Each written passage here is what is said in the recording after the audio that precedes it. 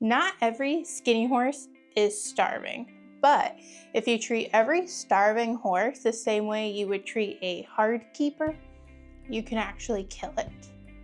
Hey, it's Adri with her horse. Today I'm breaking down the differences between horses that are naturally thin and horses that are unfortunately recovering from starvation. We're also going to discuss how feeding that horse is going to be completely different.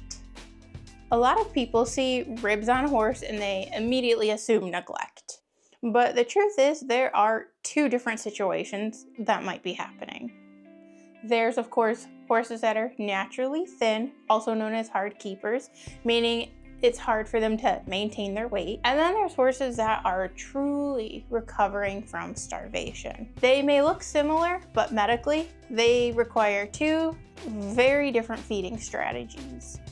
So let's talk about the happier version, the naturally thin horses, the hard keepers. So a hard keeper, they struggle to maintain their weight even while receiving enough food.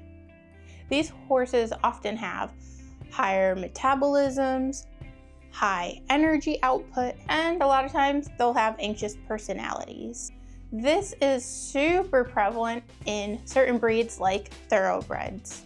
So if your horse has its ribs showing, let's do a little bit of investigation. Before simply adding more feed, rule out common causes of extreme thinness. Common causes include an insufficient amount of calories. This could mean your horse isn't getting enough forage, or that the hay they've got is of low quality and it's not giving your horse the nutrients that it needs. Your horse could have dental problems. If your horse has hooks, waves, missing teeth, or is experiencing pain while chewing, this can significantly impair your horse's ability to consume forage and eat enough to keep its weight.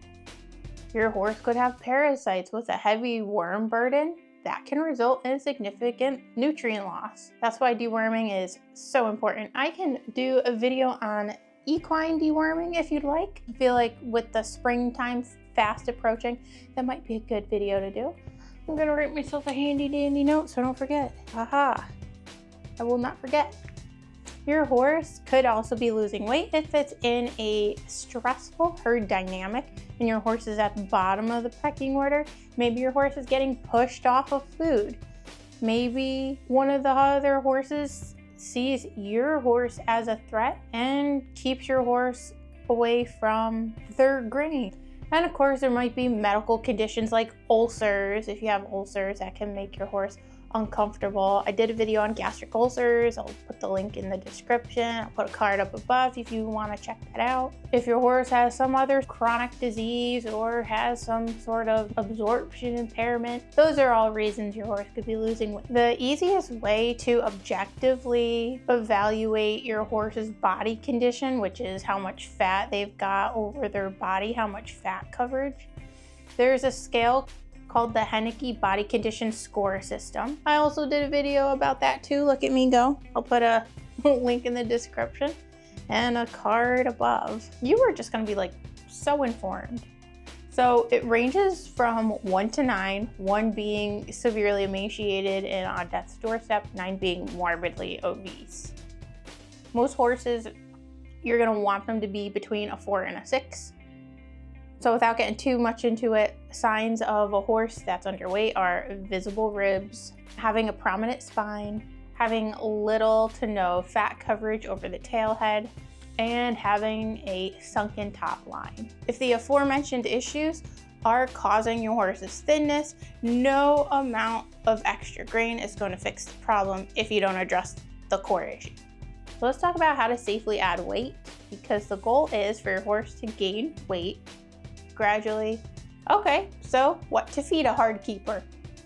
The safest way to put weight on a horse is to feed forage first. So a general rule of thumb is that a horse should be eating anywhere from 1.5 up to 2% of their body weight in forage a day. This means an average 1,000-pound horse will be eating anywhere from 15 to 20 pounds of forage per day. Some high-calorie forage options include alfalfa hay or alfalfa pellets, beet pulp, and even high-fat feeds. Fat supplements like vegetable oil or stabilized rice bran are excellent ways to add more calories to your horse's diet without feeding excessive sugar. I know they would probably love that, but it's not the healthy way to go about it. Unfortunately, we live in a world where many horses are victims of abuse, and this abuse often includes starvation. Now, sometimes horses find themselves in starvation situations because the owner can't afford to feed them the appropriate amount of food anymore. Sometimes, people go bankrupt. It's not always an overt act of cruelty, but it doesn't have to be for it to be abuse. The end result is the same. It's abuse, it's neglectful. So as you can imagine, a horse that has been starved is in a very different situation than a horse that is a naturally hard keeper. When a horse is starved, its body isn't just thin, its entire metabolism has changed. During starvation, the body breaks down fat, muscle, and in extreme cases, organ tissue. This leaves the horse in an extremely fragile state. So you might think, okay, if you've just rescued a horse who's starving, just give them plenty of food and that way they recover as fast as possible. But this is actually a very dangerous mentality. There's actually a whole diagnosis for this. It's called refeeding syndrome, and it is extremely dangerous. Let's talk about it. One of the biggest risks when feeding a horse recovering from starvation is refeeding syndrome. When large amounts of food are introduced to a horse that was previously starving, a few different things happen.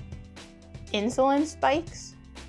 Little side note, insulin spikes can make the tissues in your horse's hooves inflame and cause laminitis. I can put a link for that video in the description. I can put a card here if you want to check that out, do a little deeper dive. Electrolytes shift rapidly, and this can lead to heart failure or even death. That's why starving horses need to be refed very slowly, very gradually, and carefully under a veterinarian's direction. When a horse has been starved, key electrolytes become depleted in the body tissues. The main ones are potassium, phosphorus, and magnesium. These minerals are essential for things like muscle contraction. Remember, your heart is a muscle. If your heart can't contract, it can't pump blood efficiently. These electrolytes / minerals also super important for nerve function. So when you feed large amounts of food, usually carbohydrates, it forces these electrolytes into the cells and out of the bloodstream. Then you're left with dangerously low levels of these key electrolytes in the bloodstream. All right, so we've talked about the dangers of feeding too much food too quickly in the horse. So you're probably wondering, how the heck are you supposed to be feeding your horse then? The safe refeeding protocol is, of course, that it is slow and controlled. Here's a typical veterinary approach. Usually the horse is offered small amounts of alfalfa every few hours. Alfalfa has lots of calories, but not particularly a lot of sugar. You gradually increase that intake over the course of several days up to several weeks, depending on severity. And you are just sticking with forage. We do not even think about incorporating grains, also known as concentrates, until the digestive system has stabilized, and it has to do that on forage, aka grass and hay. And your veterinarian will let you know when this has happened, and they will let you know when you're okay to start feeding grains. Please be advised, weight recovery can take months. You might not see an obvious weight gain, but you'll see other improvements. The first improvements usually seen are a brighter attitude. The horse just seems happier. Some horses, when they're so depleted of nutrients, there can be a big loud noise and they won't react to it. There can be flies all over them and they don't swish their tail. It's really, really sad, but it happens. So your horse becoming more reactive. I know usually that's not something we want in a horse, But in horses that are starving, absolutely, we want them to be responsive. You'll see their coat quality improve. It'll be shinier. If they've had patches of fur missing, that'll start to grow back in. And of course, gradual muscle rebuilding. A lot of times, their hindquarters will be hollowed out, their neck will be thinned. Those areas will start to fill out gradually. So let's wrap up the key differences between hard keepers and horses recovering from starvation, just so we're crystal clear, because this is super important. A hard keeper is eating normally, whilst a horse in a starvation phase has been having food withheld. In a hard keeper, metabolism is naturally high.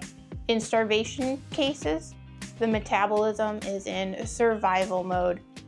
In a hard keeper, you can safely increase your calorie count much more rapidly. In a starvation case, the feeding has to be extremely controlled. In a hard keeper, the horse is otherwise healthy. The horse recovering from starvation, they're usually much more fragile and may have other health conditions going on at the same time because of it. So if you've ever seen a horse that looks extremely thin, it is important not to jump to conclusions, but it's also important not to ignore it either. Some horses are just hard keepers and other horses require intervention, and knowing the difference can literally save horses' lives. If you're wondering what you should be feeding your horse, feel free to grab your copy of the No Guess Horse Feeding Guide, which I created myself because I know there's a ton of misinformation out there on what you should be feeding your horse, what you shouldn't be feeding your horse, blah, blah, blah. There's a lot. So check out the No Guess Horse Feeding Guide so that you don't have to wonder if you're doing right by your horse. You just follow the flow charts, answer the questions, and it'll give you a recommendation on what you should feed your horse at that particular time in its life. It also comes with a guide to feeding hay and a guide to feeding grain. Thanks for joining. I'll see you next week with another horse care video.